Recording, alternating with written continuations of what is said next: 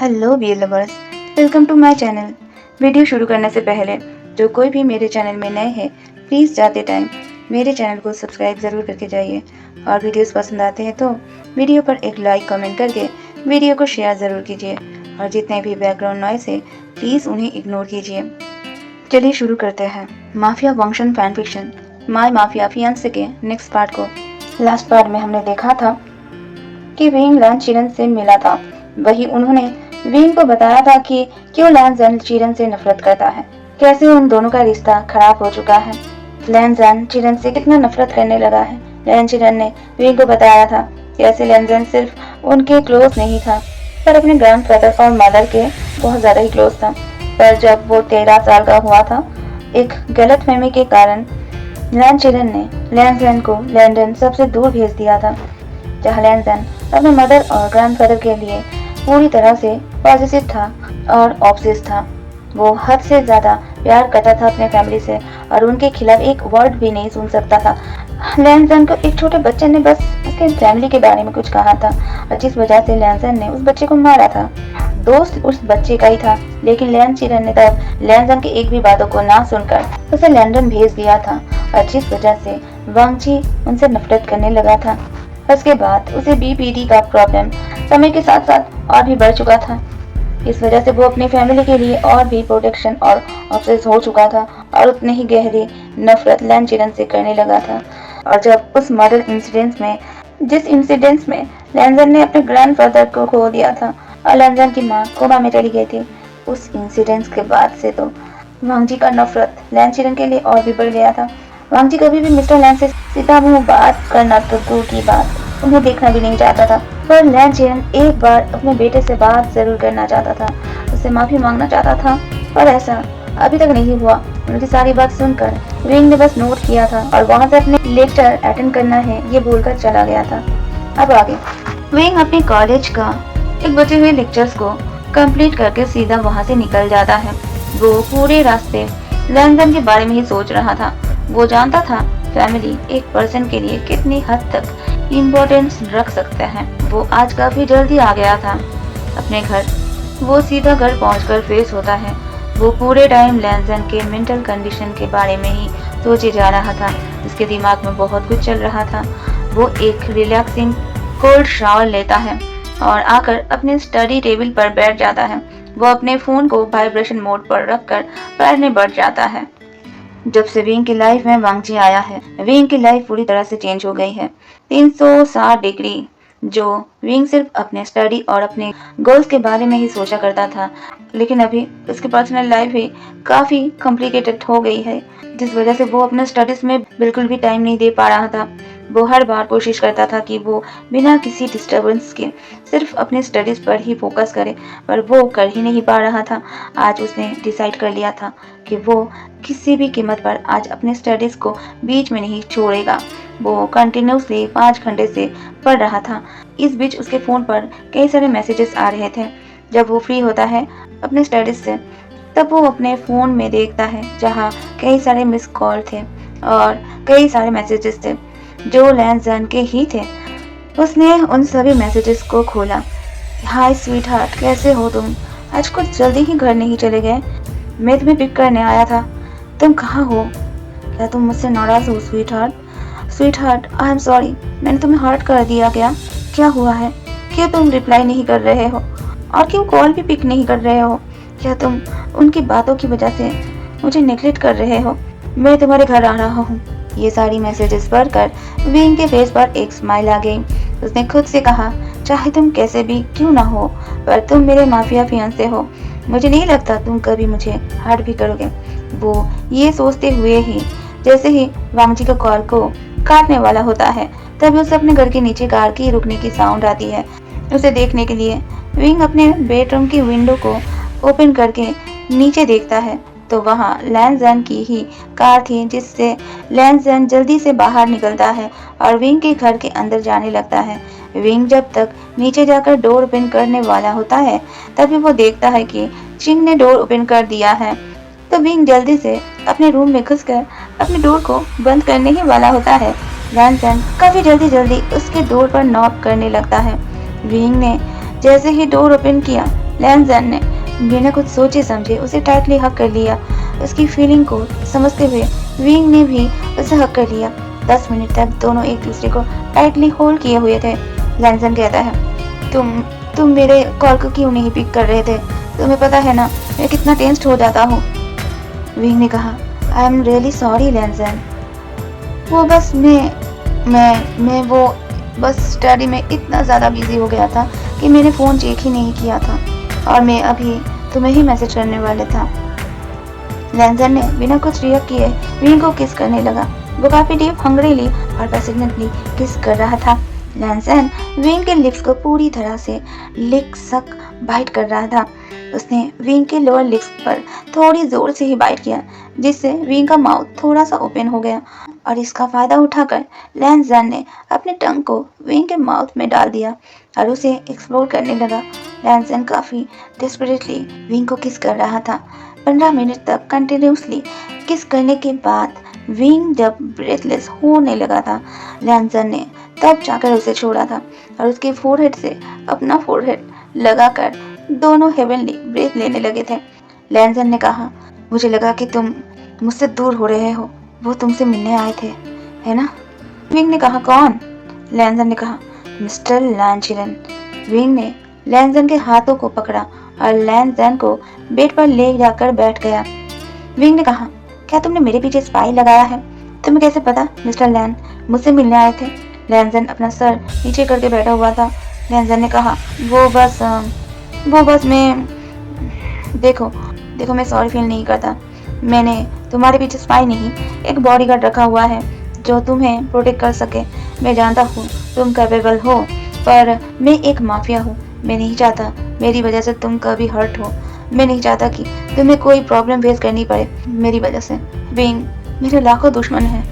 Wing लैनजन को हक करके उसके चेस्ट में अपना सर को रखकर बोलता है, आई अंडरस्टैंड यू ऑलवेज लैनजन। अगर तुम्हें लगता है कि मुझे उसकी ज़रूरत है तुम उसे रख सकते हो, पर तुम एटलस मुझे बता तो सकते हो ना। वेल हाँ, मिस्टर लैन आए थे मुझसे मिलने मेरे पास कॉलेज में और कुछ बातें भी करके गए हैं। लैनजन कहता है, उनकी हिम्मत कैसे हुई फिर से मेरी लाइफ में इंटरफेयर करने की? मैं नफरत करता हूँ उनसे। वो बहुत बुरे हैं। उन्होंने मुझसे मेरा सब कुछ छीन लिया। मेरे फैमिली, मेरी हैप्पीनेस, सब कुछ छीन लिया। I hate him. विंग ने कहा, क्या सच में तुम उनसे नफरत करते हो? मुझे नहीं लगता तुम कभी भी उनसे नफरत करते थे या करते हो। लैनजन कहता है, मैं करता हूँ। मैं उनसे बहुत नफरत करता हूँ। उन्होंने कभी भी मुझसे प्यार नहीं किया, कभी मेरी केयर नहीं किया।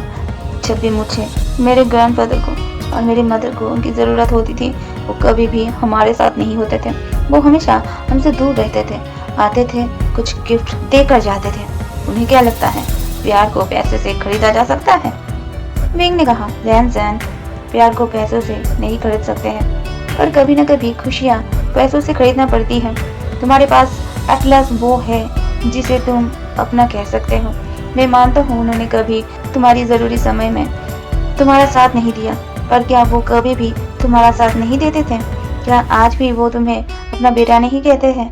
क्या जब तुम्हारा नाम लिया जाता है तो उनका नाम नहीं लिया जाता है?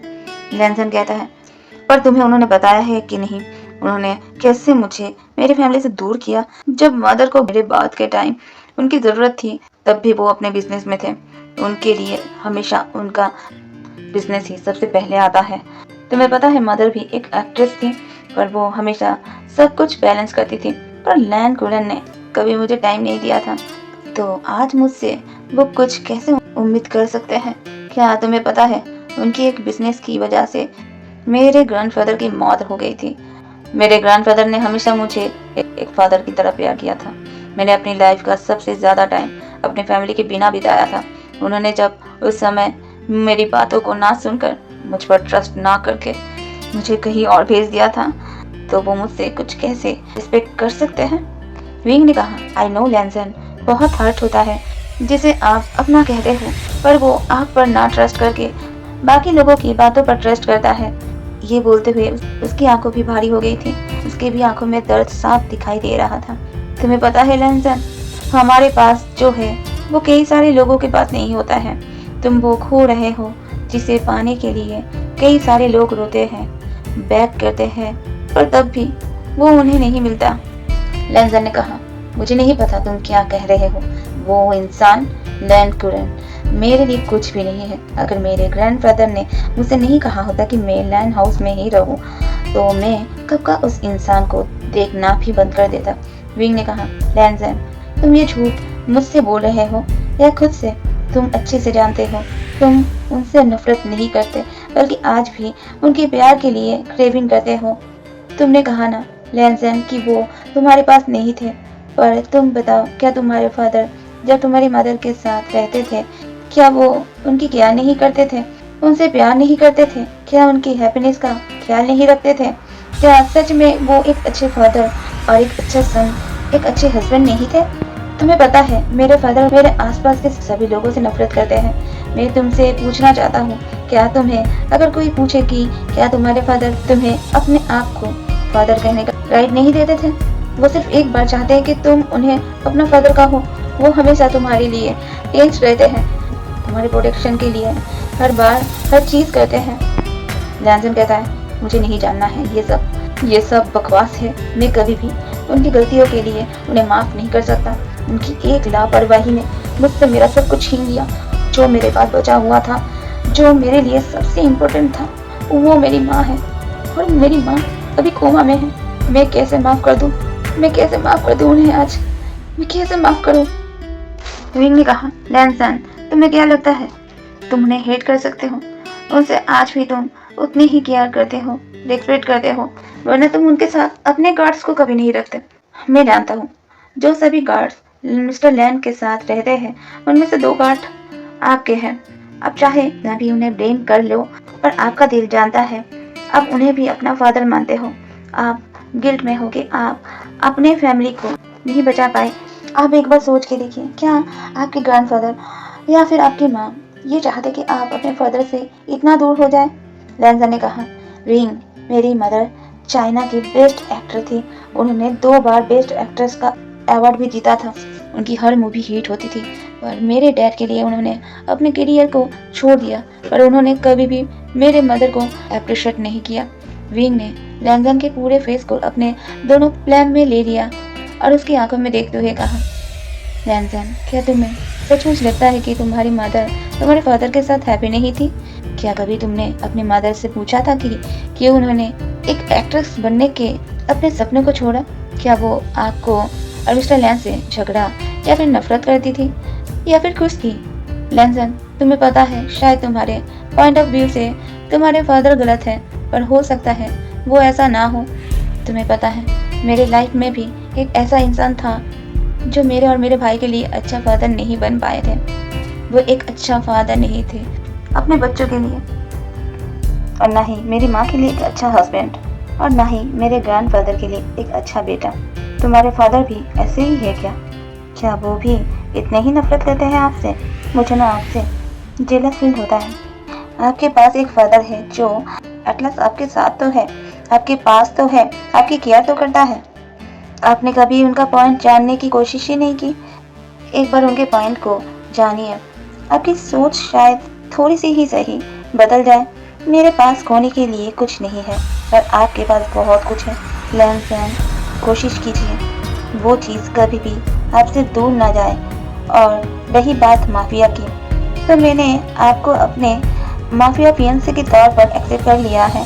मैं नहीं जानता मैं आपसे प्यार करता हूँ या नहीं, पर मैं आपकी रिस्पेक्ट ज़रूर करता हूँ। आप मेरे रिस्पेक्ट करते हो, मुझे प्रोटेक्ट करते हो, मुझे सपोर्ट करते हो, और मुझ पर ट्रस्ट भी करते हो। मुझे प्यार की सही मायने नहीं पता, मैं बता भी नहीं सकता मुझे प्यार होने में कितना समय लगेगा आपसे, लेकिन फ्यूचर में आप हमेशा मेरे फियांसे बनकर रहोगे। चाहे आप माफिया रहो या फिर सिर्फ एक CEO, हमेशा आप ही मेरे अल्फा रहोगे। मैं अपनी पूरी लाइफ में आपसे कभी दूर नहीं जाऊंगा। लैंजन कहता है, अगर तुम्हें किसी और से प्यार हो गया तो? विंग ने कहा, आई एम श्योर वो प्यार आपके प्यार के आगे कमजोर ही रहेगा, और आपके होते हुए मैं किसी और से कभी प्यार ही नहीं कर सकता। होना होता तो अभी तक कई सारे लोग मेरे लाइफ में आए हैं गए हैं, तब नहीं हुआ तो अब कैसे होगा? उसकी बातों को सुनकर लैंजन फिर से विंग को हक कर लेता है और उसकी फेस को पकड़कर काफी डीपली और हॉटली किस करने लगता है। विंग बेड पर लेटा हुआ था और लैंजन उसे हक करके उसके चेस्ट पर सर रखकर उसके दिल की धड़कनों को सुन रहा था और उसने विंग को पूरी तरह से ग्रैब करके रखा था और विंग स्लोली लैंजन के बालों को करस कर रहा था। विंग ने कहा, लैंजन, क्या तुम अपने फादर को माफ नहीं करोगे? लैंजन ने कहा, मुझे नहीं पता, पर मैं कोशिश करूंगा। विंग ने कहा, तुम्हें पता है लैंजन, मैंने ना कुछ सालों पहले एक पोएम पढ़ी थी। एक इंडिया पोएट की पोएम थी जो काफ़ी अमेजिंग थी, फादर रिटर्निंग होम। ये मुझे काफ़ी अजीब लगी थी क्योंकि इसे पढ़ने या सुनने के बाद मुझे इसे लेकर कोई फीलिंग नहीं आई, पर आज मुझे वो फील आ रहा है। लैंजन ने कहा, क्यों, क्या था उस पोएम में? कुछ ऐसा जो आज से रिलेटेड था? विंग ने कहा, शायद एक फादर की कंडीशन, उसके बच्चे के लिए उसका सेक्रीफाइस और उसका केयर, पर उस प्यार और केयर को कभी शो न कर पाने का रिग्रेट, सब कुछ मुझे आज फील हो रहा है लैंजन। पर क्या हर पेरेंट्स ऐसे ही होते हैं?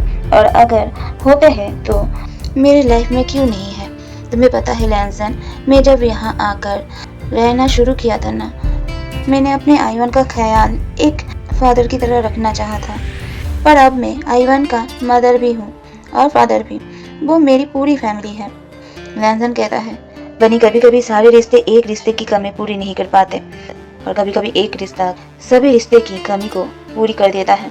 विंग ने कहा, लैंजन, क्या तुम्हारे लिए मेरा पास्ट मैटर करता है? क्या तुम्हें मेरे पास्ट से फर्क पड़ेगा? मेरा पास्ट भी बहुत अच्छा नहीं है, पर मेरा भी एक पास्ट है। लैंजन कहता है, कुछ मत बोलो, मैं नहीं चाहता कि तुम किसी भी प्रेशर में आकर मुझे अपना पास्ट बताओ। मैं चाहता हूँ कि तुम अपनी मर्जी से सही टाइम और सिचुएशन में मुझे बताओ, और अगर मुझे तुम्हारे पास से मतलब होता तो मैं कभी भी पूरी बात ना जान के तुम्हारे पीछे नहीं आता। विंग उसे टाइटली हक कर लेता है। उसे भी एक सपोर्ट की ज़रूरत थी जिसे लैंजन फुलफिल कर रहा था। तभी गेट खुलने की साउंड आती है। वहाँ आइवन था जो अभी ही स्कूल से आया था। वही चिंग आज जल्दी आ गई थी। आइवन बिना किसी चीज़ पर ध्यान दिए सीधा विंग के कमरे में घुस जाता है। जैसे ही वो बेड पर देखता है, शॉक हो जाता है और तुरंत पीछे पलट जाता है। विंग तुरंत बेड से उठकर बैठ जाता है। वही लैंजन भी बेड से उठकर बाहर जाते हुए कहता है, बने मैं बाहर बैठा हुआ हूँ, तुम दोनों बात करके आओ। विंग बस हाँ में नोट करता है। आइवन कहता है, आई एम सॉरी काका, मैं वो जल्दी में यहाँ नेक्स्ट टाइम प्रॉमिस नॉक करके ही अंदर आऊँगा। विंग ने कहा, कोई बात नहीं, ठीक है, कुछ काम था क्या तुम्हें?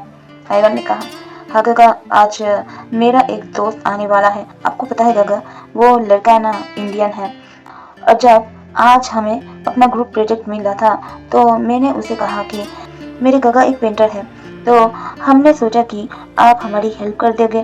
क्या आप हमारी हेल्प करोगे गगा? विंग ने कहा, ठीक है, मैं कर दूंगा, पर वो कितने देर में आएगा? आइवन ने कहा, गगा वो 1 घंटे में आएगा। एंड थैंक यू गगा। ये बोल वो विंग को टाइटली हक कर लेता है और विंग एक स्माइल के साथ उसे गले लगाता है। 2 घंटे बाद लैंजन और विंग हॉल में बैठकर एक दूसरे से बात कर रहे थे और तभी डोर पर एक नॉक हुआ। चिंग वहां आकर डोर ओपन करती है, जहां पर एक लड़का खड़ा हुआ था जो 16 या 17 साल का था। चिंग तो उस लड़के को एक तक देख रही थी। उसे ऐसे खुद को देखते हुए वो लड़का ऑकवर्ड स्माइल करता है। लड़का कहता है, क्या आइवन घर में है? चिंग कहता है, ये बोल चिंग वहाँ से हट जाती है, जिससे वो लड़का अंदर आता है। वो विंग और लैंजन को एक साथ देखता है और एक छोटी सी स्माइल करता है और उन दोनों को ग्रीट करता है। लड़का कहता है, गगा, मैं वो आइवन का फ्रेंड हूँ, वो प्रोजेक्ट में आपकी हेल्प चाहिए थी। विंग उसे वही सोफे पर बैठने का इशारा करता है। उस लड़के को फील हो रहा था कोई 2 लोग उसे कंटिन्यूसली घूर रहा है, और वो दोनों कोई नहीं, लैंजन और चिंग थे। चिंग उसे अजीब तरह से घूर रही थी। वही लैंजन उसे ऐसे देख रहा था जैसे वो उसका एनिमी हो। विंग कहता है, क्या हुआ, वैसे तुम्हारा नाम क्या है? लड़का कहता है, गगा, मेरा नाम सोहम है, मैं इंडिया से हूँ। विंग कहता है, तो यहाँ कैसे? सोहम ने कहा, मेरी मदर चाइना से थी और मेरी ग्रैनी यही रहती है। मेरी ग्रैंडपा की डेथ 3 साल पहले हुई थी, इस वजह से मैं यहाँ आ गया क्योंकि मैं उनका ख्याल रख सकता हूँ। लैनजन कहता है, तुम एक अल्फा हो या ओमेगा? मेरा मतलब है वहाँ ऑलरेडी एक ओमेगा रहती है और तुम? सोनम कहता है, गगा वो मैं एक अल्फा हूँ, पर हमारे यहाँ इंडिया में एक अल्फा बॉय एक ओमेगा गर्ल के साथ ही मैरिज कर सकता है और रिलेशन में आ सकता है। लैनजन कहता है, ओके वैसे तुम्हारा कोई सिबलिंग है? सोहम कहता है, हाँ है, मेरे जीए है, वो मुझसे 8 साल बड़ी है और वो भी एक अल्फा है। तब तक वहाँ पर आइवन भी आ जाता है और उसे लेकर अंदर चला जाता है और वो लोग अपने काम में लग जाते हैं। अंदर पहुंचकर सोहम एक गहरी सांस लेता है। आइवन कहता है, क्या हुआ ब्रो? सोहम कहता है, यार ब्रो, तेरे घर में सभी ऐसे ही है क्या? मेरा मतलब वो दोनों गग्गा कितने सवाल कर रहे थे। मुझे तो ऐसा फील हो रहा था कि मैं कोई क्रिमिनल हूँ और वो दोनों सीबीआई ऑफिसर थे। Oh my God, I am too tired. And वो girl, she was continuously looking me. I don't know why. Ivan कहती है, चिंची है, वो बस आपको इसलिए देख रही होगी क्योंकि तुम काफी क्यूट हो। सोहम कहता है, ओह जस्ट शट अप। बाहर लैनजन कहता है, क्या ये आइवन का फ्रेंड है? विंग कहता है, वेल हाँ, वो मुझसे हेल्प लेने आया है बिकॉज उन्हें अपने प्रोजेक्ट में पेंटिंग करवानी है। लैनजन कहता है, क्या वो आइवान से बड़ा है? विंग कहता है, हाँ बड़ा तो है, पर आइवान ने मुझे बताया था बार बार एजुकेशन एंड प्लेस चेंज होने की वजह से उसकी एज ज़्यादा है। लैनजन कहता है, तुमने कुछ नोटिस किया? चिंग कॉन्टिन्यूसली उस लड़के को देख रही थी, शायद सी लाइक हिम। विंग ने कहा, मैं भी होप जो हो सही हो। लैनजन ने कहा, मैं भी चलता हूँ। ये बोल वो अपनी जगह से खड़ा हुआ। वो विंग को एक क्विक किस करके वहां से चला गया। विंग भी आइवन और सोहम की हेल्प करने चला गया। 2 घंटे में अपना सारा वर्क फिनिश करके सोहम भी वहां से चला गया। आज के लिए बस इतना ही। आगे की स्टोरी नेक्स्ट पार्ट में। Hope you like this story. चलती हूँ, bye bye, we love you, टिंग टिंग।